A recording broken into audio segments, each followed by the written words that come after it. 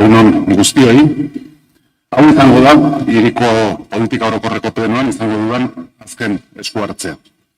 14 urte pasa dira udaletxean sartu nintzanetik, eta azken 10 urteotan alkate gisa jardun dut Donostiarrek eskainitako konfidantzari esker. Gaurkoan, nire lehen hitzak Donostiarrei zuzentzea gustatuko ditzaidake. Beste dozarren gainetik, eskerrak emateko. Ardura handia da alkate izatea, baina baita ohorea ere. Gauza asko gertatu dira azken 10 urteotan. Batzuek onak, beste batzuek ezainunak. Gertatu diren guztiek eraldatu dute gure hiria. Gaurko Donostia den bezalakoa da horri guztiari esker. Gertatu diren gauza asko ez dira udalak hartutako erabakien ondorio izan.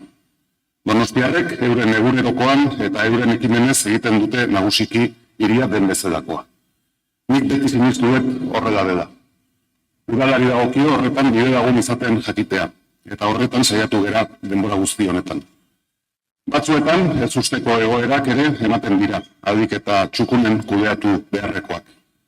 Horren adibide garbia da, hamarkada honetan sufritutako pandemia. Baina ez bakarra. Esan beharrik ez dago, geroz eta konplexuagoa den mundu honetan, ezinbestekoa zaigula hiri bezala datorkigunari aurre egiteko prest egotea. Horretan ere saiatu gara. Eta azkenik, badira udalak hartutako erabakiek eragiten dituzten aldaketak. Gaur, bereziki horietaz jardutea gustatuko ditzaidake. Horretaz jardun naiz eta baita ere, etorkizunera begira nire ustez erronka nagusiak zeintzuk diren aipatzen. Nola geunden orain dela 10 urte, denbora azkar pasatzen da. Eta askotan gauzak oso azkar hasten zaizkigu. Azkarregi esango nuke. 2015ko ekainean Donostia gobernatzeko ardura hartu genuenean, Donostia geldialdi egoera batetan zegoen. Burututako proiektu bakanak aurretik zetosenak ziren, zalantza eta gorabera askorekin gainera. Horren adibide dira autobus geltokia tabakadera edo kultura hiriburutza. Luze hitz egin genezake horiek izandako goraberetaz, baina ez dut horretan sakondu nahi. Hori egin nahi duenak eskuragarri dauzka hemerotekak. Garrantzitsua da ordea gogoratzea. Iraganean egiten diren akatsak ez errepikatzea aldera. Hasieratik udalaren egonkortasuna jarri nuen balioan. Proiektuak aurrera eraman izateko Eusko Alderdi Jeltzalearen eta Alderdi Sozialistaren arteko akordioak hori lortu du denbora guzti honetan. Gaur horren garrantzia azpimarratu egin nahi dut. Donostiako udala beti izan da anitza. Sekula ez du inork gehiengo osorik lortu. Eta horrek ezberdinen artean akordioak lortzea eskatzen du. Hori ona da, eta arronago hori lortu izanaz. Hori dela 10 urte, Donostiak gaur baino ia 4.000 biztanle gutxiago zituen. Langabezia tasa gaur dugunaren bikoitza zen, eta biztanleko 7.000 euro gutxiagokoa zen barne produktu gordina. Renta. Donostiak aurrera egin du 4 urte hauetan, eta aurrera egiten jarraitu behar du. Zalantzaz beteriko mundu geroz eta aldere besago honetan. Zalantzari gabe hiria prestatuta dago etorkizunari arrakastaz aurre egiteko. 10 urte hauetan egindako apustuek zerikusia dute egungo hiriaren egoerarekin eta proiektzioarekin. Gaurko agerraldi honen lehen zatian horietaz aritzea gustatuko ditzaidake. Mugikortasun iraunkorra. Hau da, hamarkada honetan udal gobernuak egin duen apustu nagusienetakoa. Gure hiria eraldatzea ekarriko duena. La apuesta por la movilidad sostenible es una de las grandes apuestas que ha hecho este gobierno municipal, empezando por el topo. La pasante donostiarra hasta Galtzaraborda pronto será una realidad. Es cierto que esta obra ha sido compleja, larga y con notables afecciones, pero no dudo de que el esfuerzo habrá merecido la pena. Si queremos avanzar como ciudad, es necesario hacer apuestas y asumir los inconvenientes asociados a ellas. De lo contrario, corremos el riesgo de caer en la inacción.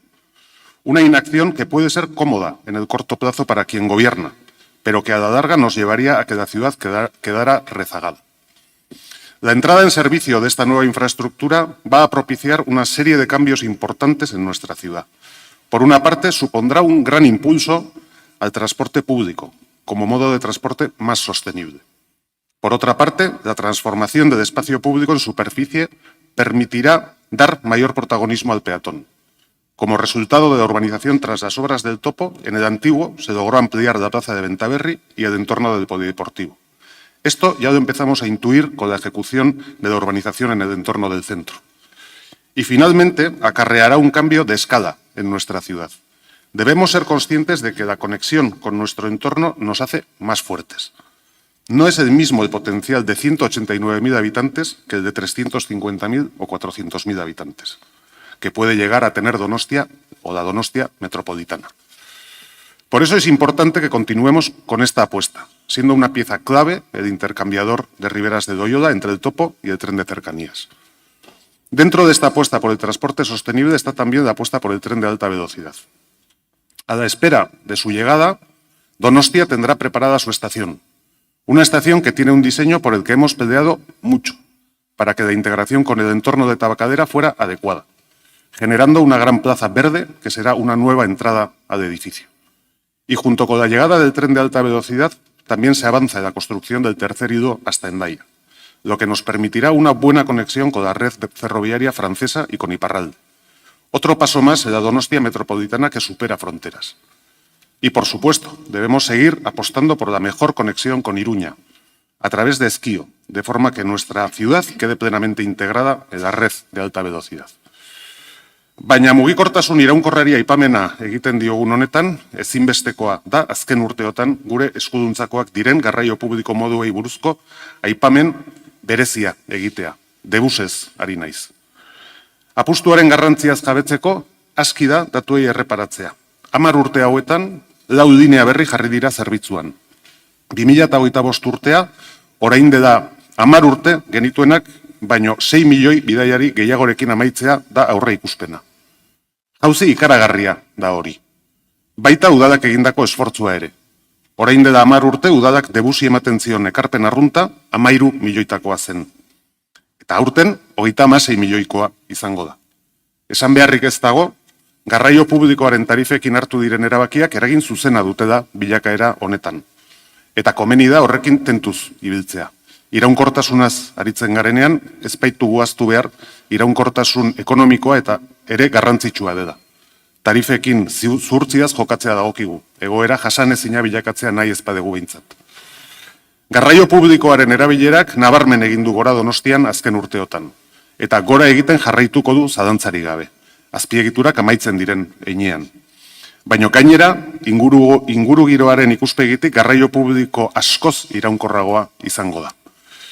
Hala da topoaren kasuan, baina gainera autobusen kasuan ere izugarrizko jauzia eman dugu azken urte hauetan. Debuseko kotxeren elektrifikazioarekin eta autobus elektrikoen erosketarekin. 2030 urtean, debusen autobus guztiak elektrikoak izan daitezen esfortzua handia eginda azken urte hauetan. Eta esfortzua handia egin beharko da aurrerantzean ere bai. Bizikleta publikoen eskaintzari dagokionean, urte hauetan ematen ari den bilakaera oso nabarmena da. Aurreko sistema jaso genuenean, 16 estazio besterik ez genituen hirian. Gaur egun, 70 geltokiz osatutako sarea daukagu Donostian. Erabiltzaile kopuruari buruz egin ziren aurreikuspen guztiak gainditu egin dira. Erabat arrakastatsua izan den sistema hau metropolitano bilakatzea izan beharko duke hurrengo apustua. Horretarako ezinbestekoa delarik aldundiaren implikazioa lortzea. Garraio publikoaren atadonetan ez nuke taxi zerbitzua aipatu gabe utzi nahi. Hori hobetzeko asko dago oraindik egiteko. Zonalde bereziaren sorrera helburu horrekin erabaki zen. Ez da lan erraza izan, inundik inora ere, eta oraindik asko dago egiteko zerbitzua hobetzeko. Badakit, aldaketa eta erabaki asko zalapartatsuak izan direla azken urteotan gure hirian, baina helburua argia izan da. Garraio publiko indartzea eta ibilgailu pribatuaren erabilera apaltzea. Ez daukat zalantzarik, behin falta diren piezak amaituta, inork ez duela berriro iraganera itzuli nahiko. Sekula ez dut ezagutu, oinezkoentzat bihurtutako guneak atzera ibilgailuentzat izan daitezela eskatu duenik. Eta ez dira gutxi izan iraganean gai honekin izandako eztabaidak gure hirian. Oso gogoan ditut Loyola kaldea edo San Martzial kaldea oinezkoentzat bilakatu zirenean izandako eztabaidak. Ezagutzen aldezute orain hori desegitea eskatzen duenik, nik behintzat ez. Beste apustu bat, Urumeako ibarra hiriko erdigune berria. Si hay un ámbito en el que la ciudad se ha transformado, ese ámbito es el de la Vega del Urumea. Aunque aquí también queda mucho por hacer todavía. La Vega del Urumea es uno de los principales espacios de oportunidad que tiene en este momento Donostia. Las intervenciones en el río han permitido que hoy una zona que antaño era considerada degradada pueda mirar al futuro con otra perspectiva. Badakit apustu hau atzetik datorren apustua dela. Partekatutako hiri apustu baten adibide bikaina da. Eta hori gauza ederra da. Apustuak gure artean partekatuak direnean errezago ateratzen baititugu aurrera. Une bakoitzean dagoena dagoela, aurrekoak utzitako bidetik aurrera egitea dagokigulako hiri bezala. Gaur egun, uholdeak ez dira orain dela 10 urte ziren kezka. Poztekoa da hori. Lau zubi aldatu dira. Urari oztopo egin ez diezaioten. Bakarra aldatzea falta da, kuarteletakoa. Eta hori aldatzea gure eskuetan egongo da etorkizunean. Ibaia zabaldu egin da, nabarmen gainera. Lehen apenas ikusten etzen lekuetan gaur biztan dago. Ertzetik ibilaldi atsegina egin dezakegu orain. Gainera, hiriaren garapen nagusienetarikoak bertan eman dira. Eta bertan emango dira etorkizunean ere. Hiri dorategia eta txomineneako lehen fasea errealitate dira gaur egun. Txominenearen bigarren fasea laizter abiatu ahal izango da. Antzitan jarraipena emanaz martuteneraino. Hor txertatuko dira Loiolako kuarten heldurrak, hiriak eskuratu dituenak. Guztiek zentralitate berri bat osatuko dute Donostian. Ibaiari begiratzen dion zentralitatea. Aukera paregabea da etorkizuneko Donostia irudikatzeko. Etxe bizitzarekin daukagun arazoari erantzuna emateaz gain, hiri osoarentzat baldiagarriak izango diren ekipamentu berriak amestu ditzazkegu gune honetan.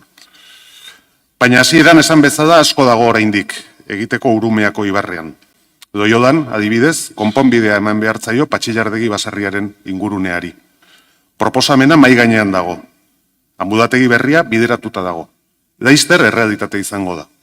Txominenean hasieran anbulategiarentzat gordeta zegoen lursailarekin zer egin erabaki beharko dugu. Estatuak Loiolako edarra berritu beharra dauka. Baita Martuteneko tren geltokiak tokiz aldatu ere.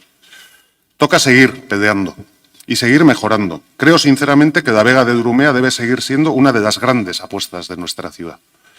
Después de 10 años hay algunas espinitas que siempre quedan clavadas.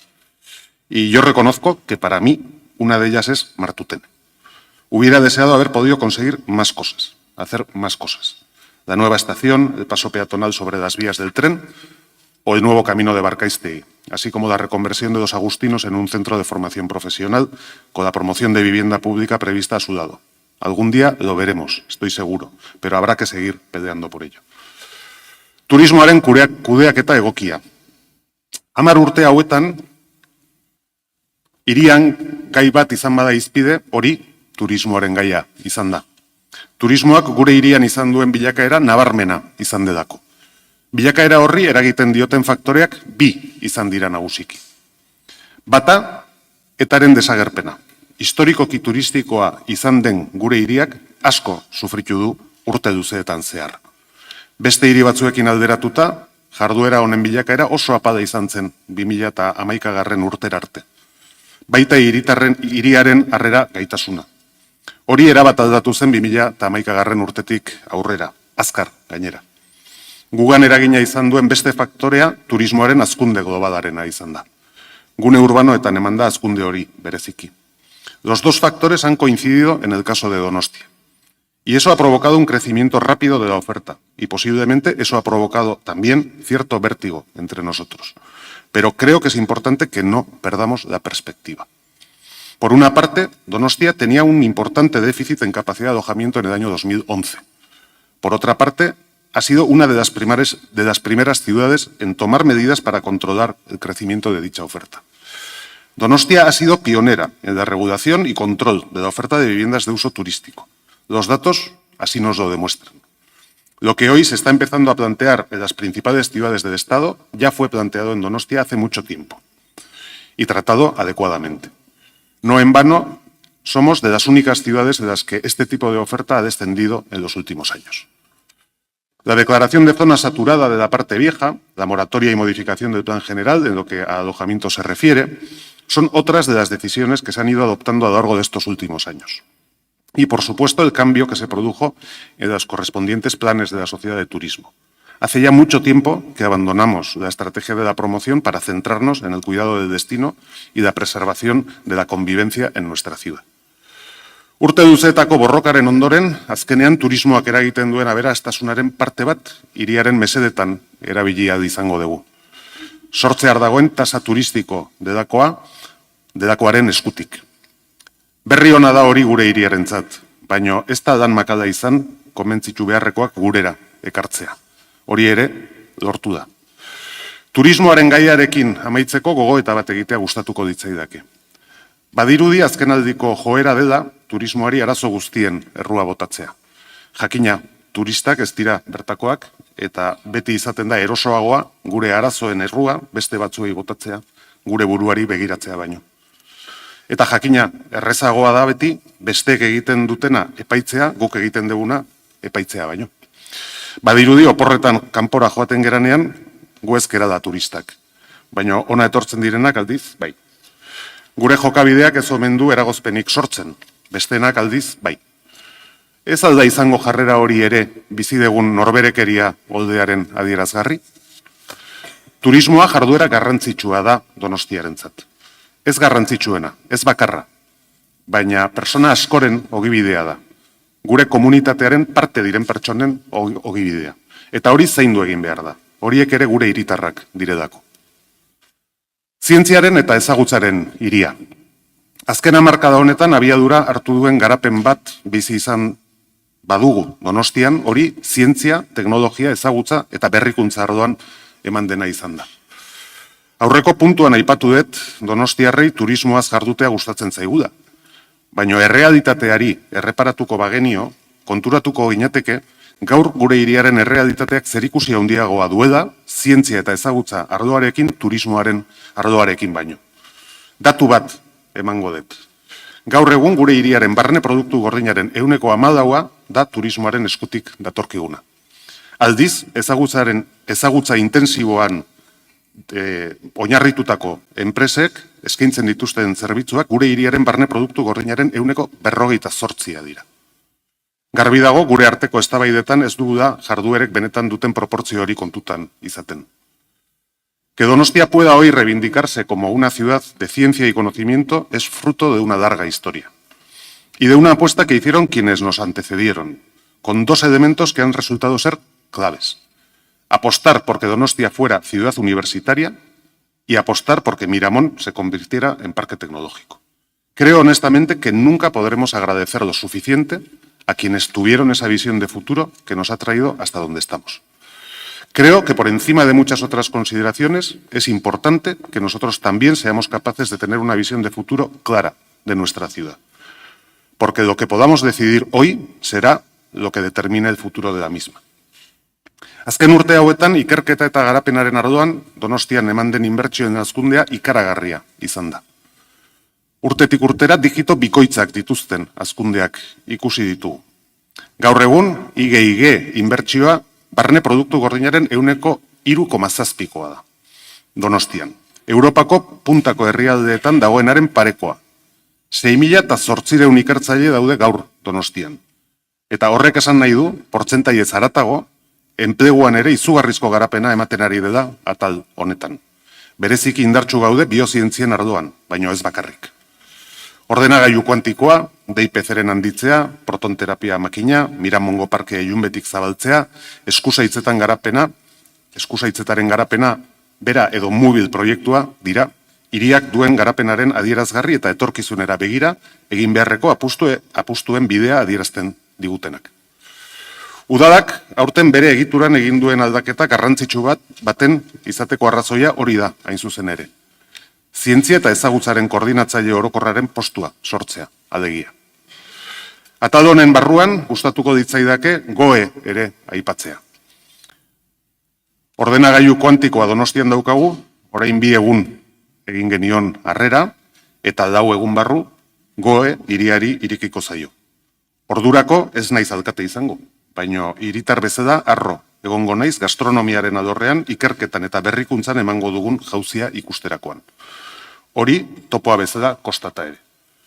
Al principio de mi primer mandato y en el contexto de la capitalidad europea me tocó compartir reflexiones con muchos alcaldes europeos. Recuerdo bien la reflexión que hizo un alcalde holandés que he utilizado en más de una ocasión. Decía que lo mejor que podía hacer una ciudad por su convivencia era invertir en educación, en cultura y en deporte. Pues bien, así ha sido durante estos últimos 10 años en Donosti.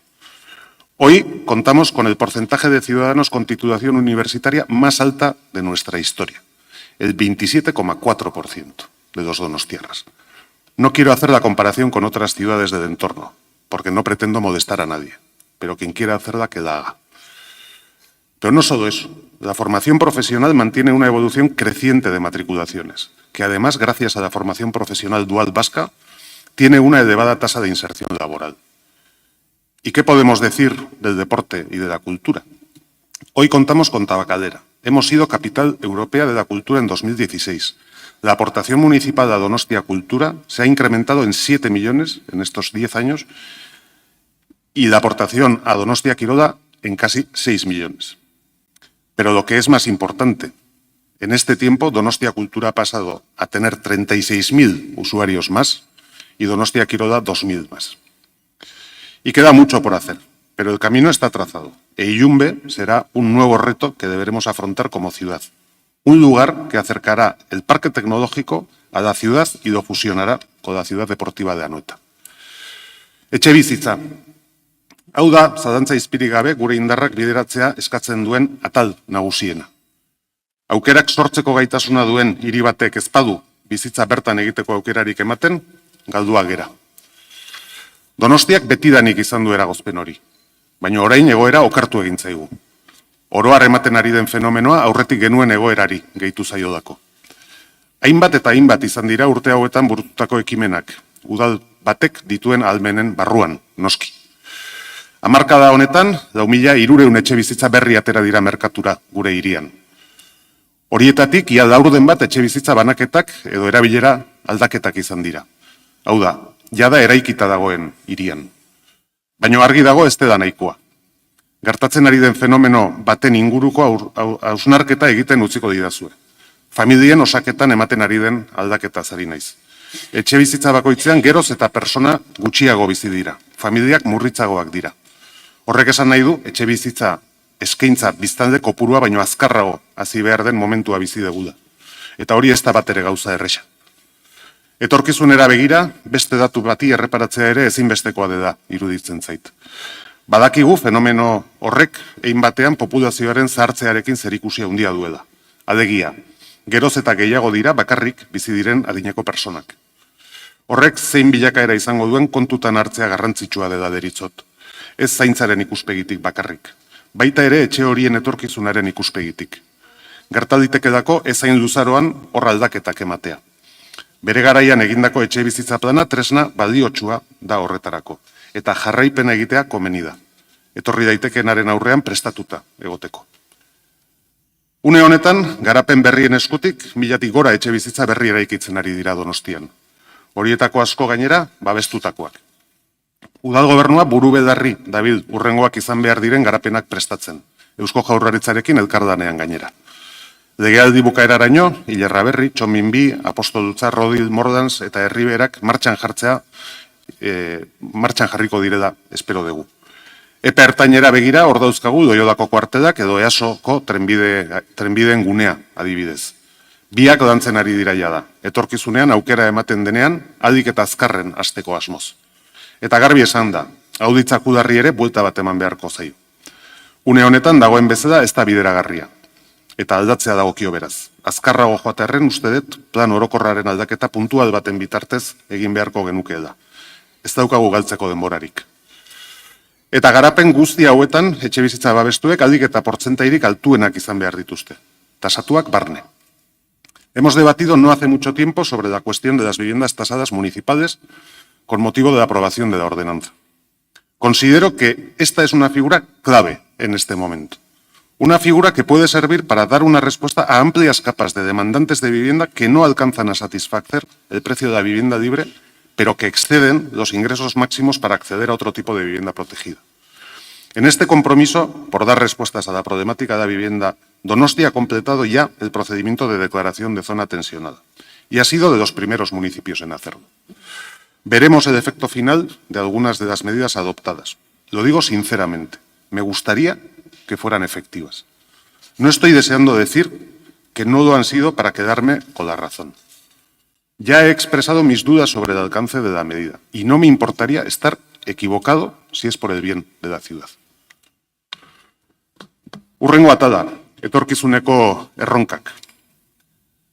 Azken hamarkadan eman diren aurrera pauso nagusiak aipatu ondoren, etorkizunera begira hiriak dituen erronka nagusiak aipatzea gustatuko ditzaidake. Lehenengoa, hiri anitzagoa eta zaharragoa. Azken hamarkadan gure demografian eman den bilakaerari erreparatzen badiogu, argi ikusten da gure hiriaren zahartze prozesuak aurrera egiten jarraitu duela.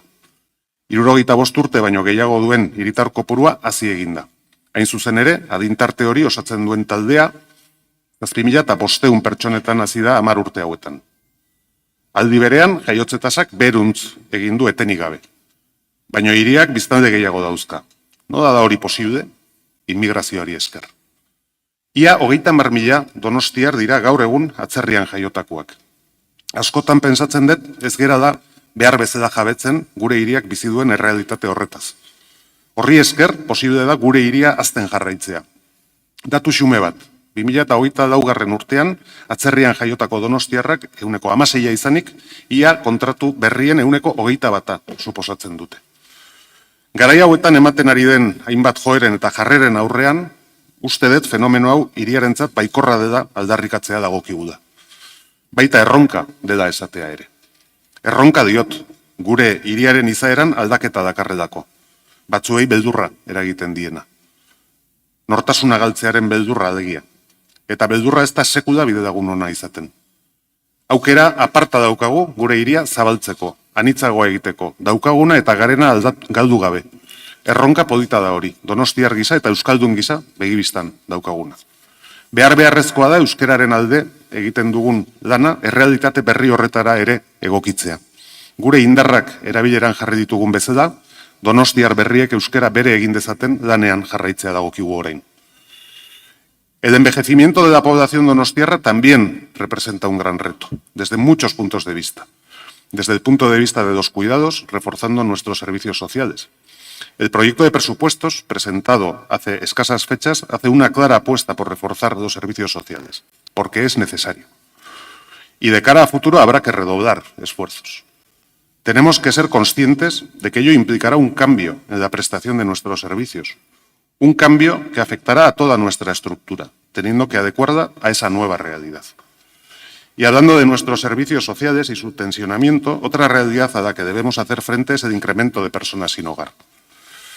Un fenómeno al que hay que dar una respuesta coordinada y conjunta entre instituciones. No puede ser que la solución de este problema para los municipios de nuestro entorno sea la de dirigir a estas personas a nuestra ciudad. Volviendo al tema del envejecimiento de la población, no me gusta abordar esta cuestión desde una perspectiva exclusivamente asistencial. Creo que también representa una nueva oportunidad que debemos saber aprovechar. Buena muestra de ello es Donostia Lagunkoia. Es uno de esos proyectos que tiene la capacidad de despertar nuestra ilusión. Una iniciativa que tiene la virtud de construir comunidad, algo muy necesario en los tiempos que corren. En eso Donostia también es un referente del que podemos estar muy orgullosos. Y podremos mostrar al mundo lo que somos, puesto que el año que viene se celebrará en Donostia el Congreso Mundial de Ciudades Amigables. No es casualidad que nos hayan elegido. Hiri deiakorra. Aurrean ditugun erronkei aurre egin nahi badiegu, ezinbestekoa zaigu hiri deiakorra izatea. Donostiak gaur egun hiri deiakorra da atal askotan. Eta horrela izaten jarraitu behar du, horretan saiatzea dagokigu. Nekez banatu daiteke sortzen ez den aberastasuna. Donostiak baditu honetan aberastasun hori sortzeko bitartekoak.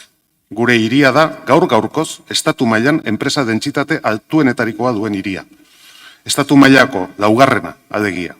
Bartzelonak, Madrilek eta Valentziak bakarrik gainditzen dute Donostia. Gu baino desente handiagoak izan da. Merkataritza, ostederitza eta garraioari erreparatzen badiogu, alegia ekonomia urbanoak deitzen direnei, Estatu mailan dentsitate maila ere altuenetarikoa daukagu. 3. handiena gera alegia. Bartzelonak eta Malagak gainditzen gaituzte bakarrik. Eta bi horiek gu ere baino desente handiagoak dira.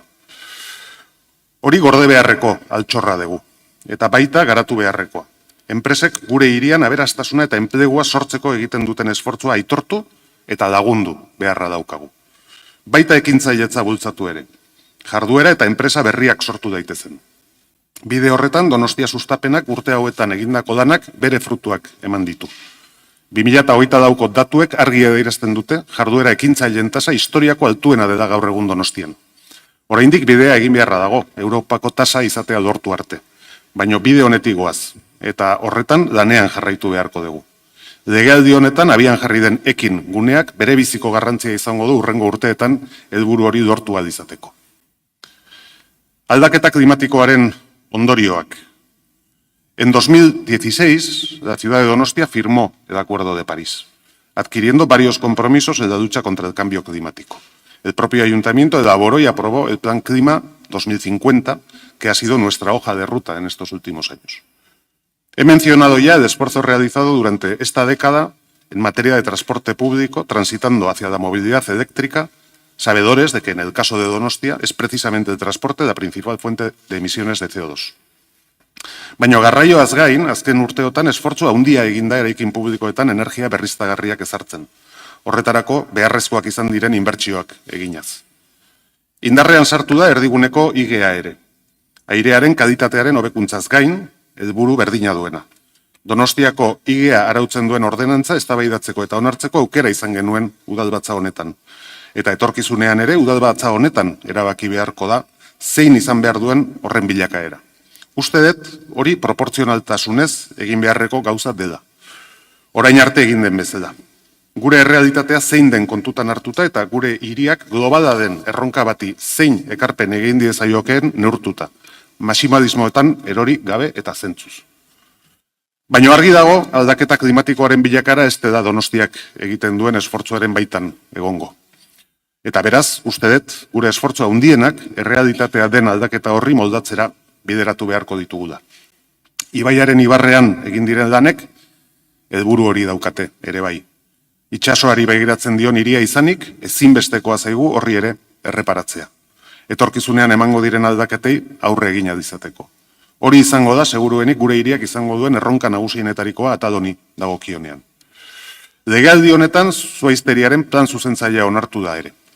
Altxor bat daukagu hirian, eta agian ezkera horretaz behar bezain beste jabetzen.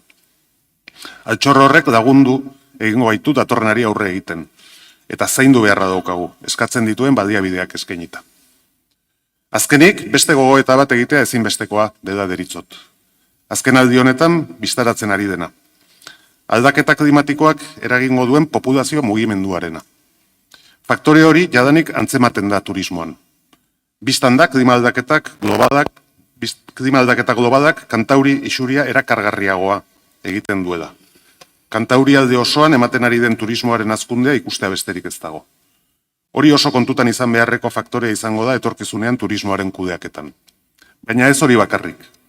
Zenbait azterketek adierazten digute populazio mugimenduak emango direla, eta mugimendu horietan gure zonaldea oso erakargarria izango dela. Klima altseginakoa degun einean. Hori horrela izango bada, etxebizitzaren ardoan erronka gehigarri bati aurre egin beharko diogu etorkizunean. Etxebizitza garapen berriak. Azken 10 urte hauetako balantzea egiterakoan aipatu dut etxebizitzaren gaia. Azken aldi hontan, hau izan da udalaren zeregin nagusienetariko bat. Eta hurrengo urteetan horrela izaten jarraitu beharko duela uste dut. Faktore askok eragiten diote etxebizitzaren merkatuari, eta guztiak ez daude udalaren esku. Baina gure esku daudenetan, behintzat, lehentasun osoa eman behar diogu gai honi. Eta gure zeregin nagusia gelditzen diren garapenak burutzea da. Legealdi amaiera bitartean, 2000 etxebizitza berri burutuko dira. 2030 urtera bitartean, 4.000 iristeko helburuarekin lanean ari gera. Horietako asko babestuak izango dira gainera, aldiren gehienak. Garrantzitsua da garapenen bideragarritasuna kontutan izatea beti. Bete ezin diren promesetan erori gabe, porque no hay ámbito con menor porcentaje de vivienda protegida que aquel que no se desarrolla. El papel lo soporta todo, pero la realidad suele ser muy terca. Cada ámbito debe ser analizado con sumo detalle, para garantizar la viabilidad del mismo, sin generar falsas expectativas. Tenemos ámbitos sobre los que es necesario actuar y hacerlo lo antes posible. En la legislatura anterior iniciamos el proceso para la aprobación de un nuevo plan general. Ese es un proceso largo y complejo. Vimos que la redacción del avance se prolongó por más tiempo del esperado. Ahora el concurso para la redacción del nuevo plan ha quedado desierto y creo que no podemos esperar. No sería prudente en esta situación. Resulta necesario avanzar con modificaciones puntuales del plan general para dar una respuesta rápida y efectiva a la situación que vivimos. Y está claro dónde hay que hacerlo. Acabamos de aprobar inicialmente la modificación del plan general en Jolastokieta. Aldako Enea, Cuarteles, Auditza, Kúdaro, Playa de Vías de Aso deben seguir el mismo camino. Confío en que la ley de medidas urgentes elaborada por el Gobierno vasco nos ayude a ser ágiles en un momento en el que esto es más necesario que nunca. Eta azkar mugitzeko behar hori modu egokian jarduteko beharrarekin uztartu beharra daukagu. Etorkizuneko Donostiarentzat klabeak diren gunetaz ari garelako.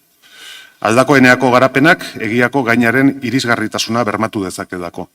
Eason egiten denak Amaraberri eta Erdigunearen arteko jarraipen bikaina lortu dezakelako. Eta Kuarteletan egiten denak hiriaren beste erdigune berri bat sortu dezakelako. Aukera horiek baliatzeko gai izan beharko ginateke. Seguru nago horrela izango dela. Segurtasuna. Azken aldi hontan gure hiritarrek adierazten dizkiguten kezken artean nabarmen egin du gora segurtasunaren gaiak. Eta hori oso kontutan hartu beharreko gauza delakoan nago. Bizikidetzan izugarrizko eragina duelako eta izan dezakeelako. Badira arrazoiak hori horrela izateko. Pandemiaren ondoren datuek okerrera egin dute. Hori ikusten dugu urtero aurkezten den poliziaren memorietan. Datuen okertzearekin batera hiritarren pertzepzioak ere okerrera egin du. Seguruenik datuek esaten dutena baino gehiago. Normala da, azken finean egoera batek okerrera egiten duenean pertzepzioak are gehiago okertzen direlako. Batzuek gehiegikerietan erori nahi dute. Alarma larriak sortu nahian, beldurra areagotuz. Agian pentsatuko dute horrek etekin politikoa emango diela. Jokabide arriskutsua da hori, oso arriskutsua. Beste batzuek zalantzan jartzen dute poliziak egiten duen lana. Euren autoritatea erasotuz. Oso arriskutsua da hori ere. Udaltzaingoak eta ertzaintzak gure segurtasuna bermatzeko egiten dute lan. Beraien zeregina gure bizikidetza arauak betearaztea da. Hori zalantzan jartzea, bizikidetza arauak ere zalantzan jartzea da. Errealitateak ez dira ezkutatu behar. Eta gertatzen denaz normaltasunez hitz egiteko gai izan beharko ginateke. Egungo politikan bizi den egoeran ez da hori gai erreza izaten. Arazoa zein den oso argi daukagu. Udaltzaingoaren eta ertzaintzaren lanak horretara bideratzen dira. Helburu horrekin egian komisaria bateratu eraikitzeko proiektuaren idazketa lanek aurrera egin dute. Datorren urteko aurrekontuetan aurre ikusten da lanak hasteko beharrezkoa izango den zenbatekoa. Azken urteetan ere ikusi dugu udaltzaingoak eta ertzaintzak euren jarduera areagotu egin dutela. Atxiloketa kopuruak igo egin dira. Baina erronka hori aurre egin izateko hori ez da nahikoa izango. Askotan aipatu dut, arazoetako bat dela behin eta berriro delituak egiten dituzten impunitatea. Atxilotuak badira ere. Eta horri ekin egin behar zaio. Neurriak hartuz. Lege mailan eta epaitegien funtzionatzeko moduan ere bai. Baina delitu egileen kanporaketen bitartez ere bai. Itxiera.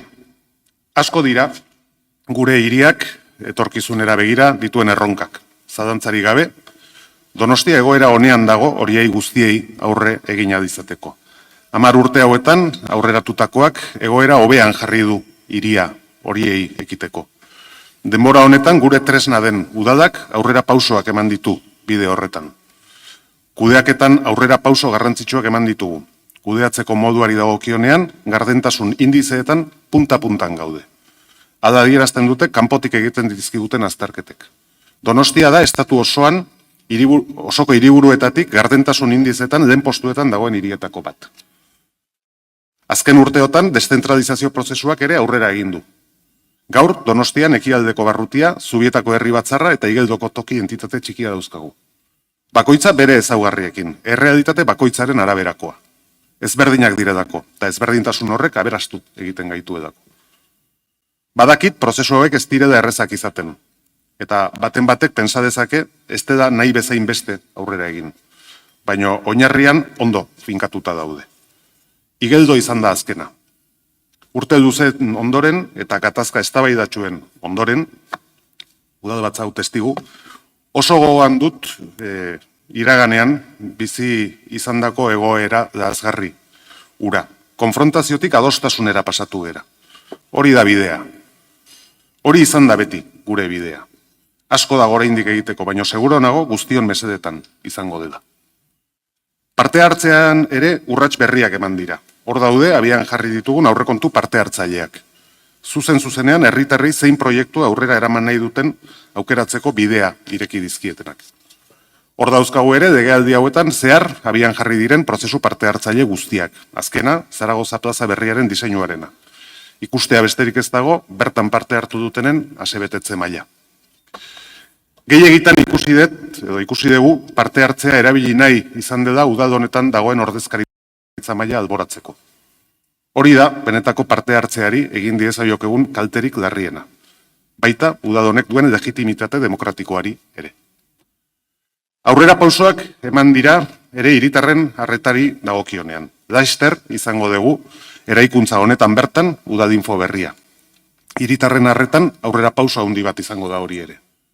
Digitalizazioan ere aurrera pauso nabarmenak eman dira azken urte hauetan. Lehen helburua hiritarrei eskaintzen zaien arreta eta hiritarrek udalarekin egin behar dituzten izapideak erraztea izan da. Geroz eta aukera gehiago ireki dira azken urteotan. Eta hori izango da hurrengo urteetan landu beharreko bidea ere. Baita udalaren funtzionamentuari dagokionean. Hasiak gara gure barne expedienteak digitalki izapidetzen badaukagu zeregina hurrengo urteetan ere. 2026ko aurrekontu proiektua onartu dugu, orain egun gutxi. Azaroan onartuko ditu udalbatzak 2026ko aurrekontuak. Lehen aldia izango da, urtarrilaren batean urteko aurrekontuak indarrean izango direla. Y me gustaría poner en valor el gran cambio que se ha producido en estos años en la tramitación presupuestaria. Era práctica habitual en este ayuntamiento aprobar los presupuestos a mitad de un ejercicio. Una mala práctica. Si de verdad creemos que el presupuesto es uno de los instrumentos más importantes de la gestión municipal, siendo además aprobados por este pleno, no disponer de ellos en tiempo y forma es una anomalía difícilmente justificable. Las cuentas del ayuntamiento están en situación óptima. Cumplimos con creces todos los parámetros exigibles. Hoy el ayuntamiento tiene una buena situación financiera que nos permite mejorar los servicios que prestamos a la ciudadanía. Y no solo eso, nos ha permitido poder embarcarnos en la mayor apuesta que ha hecho la ciudad en los últimos años, la adquisición de los cuarteles de Loyola. Egitasmo eta erronka ezberdinei buruz aritzeko beta izan dut nire hitzartze hontan. Guztiak dira garrantzitsuak hiriarentzat, baina bada guzti hoien gainetik niretzat benetan garrantzitsua den zerbait. Bizikidetza eta bizikidetza horren oinarrian dauden balioak. Beste ezer baino den komunitatea gera. Komunitate izaera hori zaindu beharra daukagu. Are gehiago bizidegun testuinguru zail honetan. Burura datorkit 2016an kultura hiriburua izan ginenean erabili genuen leloa. Bizikidetzarako kultura. Hautagaitza aurkeztu zenean, urte luzeetan gure hiriak bizi izandako egoera gainditzen laguntzea zen helburua. Kultura horretarako erabiliez. Bide horretan urratsak eman dira, zalantzari gabe. Ez nahikoak, urrats gehiago ematen jarraitu behar dugu. Memoria historikoaren arloan aurrera pauso garrantzitsuak eman dira ere. Kontseiluaren laguntzarekin, 1936tik aurrera hirian gertatutakoen ikerketa zabala jarri da martxan. Irailaren 13 memoriaren egun bezala izendatu dugu. Eta irailak izan ziren udal langileen izenean epaitegietara jo dugu. Giza eskubideen batzordearen eskutik hainbat ekimen burutu dira.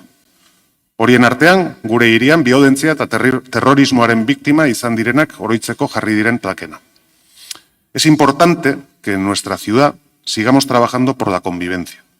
La iniciativa de colocar las placas con los nombres de las personas que han sido víctimas de la violencia y del terrorismo en nuestra ciudad ha sido un buen ejemplo de ese trabajo.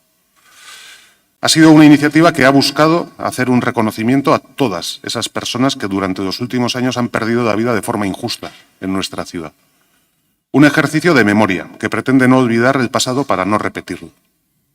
He de confesar que cada ocasión en la que hemos celebrado un encuentro con los familiares de las personas asesinadas en nuestra ciudad, me he sentido reconfortado. He sentido que esta ciudad les debía ese reconocimiento, ese recuerdo por sus seres queridos. Y por qué no decirlo, también una disculpa sincera por no haber sabido acompañarles antes en su dolor. Humildemente creo que lo han sentido así, aunque haya sido tarde. No quiero dejar pasar la ocasión para agradecer de corazón a todos los que han hecho posible que esta iniciativa saliera adelante. Creo que es un camino por el que la ciudad debe seguir transitando. Kultura hiriburu izan gineneko dedoa ekarri dut gaurkoan udalbatza honetara. Inoiz baino beharrezkoagoa delakoan nago. Orain dela 9 urte, esaten genuen, giza eskubideak izan behar zirela gure bizikidetzaren oinarri. Eta gaur, horren gaurkotasuna aldarrikatu nahi dut. Geroz eta nahasiago den mundu honetan, inoiz baino beharrezkoagoa suertatzen da aldarrikapen hori egitea. Bakean, errespetuan, gizon emakumeen arteko berdintasunean oinarritutako hiria eraiki behar dugu. Bide luzea daukagu gure aurrean, eta batzutan badirudi oztopoak areagotu egiten zaizkigula. Zenbat aldiz gaitzetsi ditugu eta gaitzetsi beharko ditugu gure hirian gertatzen diran sexu erasoak? Horiek dira, benetako berdintasuna lortzeko bidean dugun gabezi bortitzena agerian uzten dutenak. Baina benetako berdintasuna lortzeak beste aldaketa asko egitea eskatzen digu. Jarrai dezagun bide hori, guztion mesedetan izango da. Amaitzeko demokraziaren balioak aldarrikatu nahiko nituzke. Horretan Donostia ere izan da zerbait. Europar Kontseiluak hala aitortu zigun Europa sariarekin. Garai aldrebes hauetan inoiz baino beharrezkoa da gure sistema demokratikoa defendatzea. Mundu osoan ikusten dugun populismoaren oldearen arriskua ere gure artean badagoelako. Ez dezagun pentsa mundu honetan isoldaturik gaudela. Gurekin ez da. En un contexto en el que los populismos avanzan en el mundo, no nos dejemos llevar por esa ola pensando que nos puede rentar electoralmente. Hagámosle frente. Defendamos las instituciones democráticas que tanto ha costado conseguir. La historia es el mejor antídoto para evitar caer en algunas tentaciones en los tiempos que corren. Quienes me conocen un poco saben que uno de mis personajes históricos preferidos es Winston Churchill. Nos dejó grandes reflexiones en frases que han pasado a la historia. Y traigo una de ellas a este pleno. Como decía Churchill, la democracia es el peor de los sistemas, una vez descartados todos los demás. Hori da, hiri bezala, ere aurrean daukagun erronka. Guri dagokigu gure jokabide zuzenarekin hori zaintzea. Hiritarren konfidantza lortuz. Eta hori ez da gobernu baten ardura soilik, hemen gauden guztiona da. Frente a estas tendencias con las que nos toca convivir en política y que debemos combatir, quiero reivindicar el orgullo de tener la ciudad que habitamos, con sus problemas, sus desafíos, pero sobre todo con sus enormes oportunidades. Una ciudad en positivo, con iniciativas, con proyectos y con ambiciones. Vivimos un tiempo en el que el mundo en el que nos ha tocado vivir nos crea incertidumbres y hasta nos da miedo. Y alguien puede tener la tentación de pensar que podemos escondernos de él. Si alguien tiene la tentación de intentar tal cosa, el futuro que viene le pasará por encima. Seamos capaces de apreciar la suerte que tenemos de ser donostiarras y de hacer frente a lo que viene sin miedo y, sobre todo, con mucha ilusión. Donostia bezalako hiri batean bizitzeko zortea daukagu. Bere gauza on eta txarrekin. Saiatu gaitezen honetaz badiatzen eta txarrak aldatzen. Baina beti arrotasunez eta ilusioz. Eskerrik asko.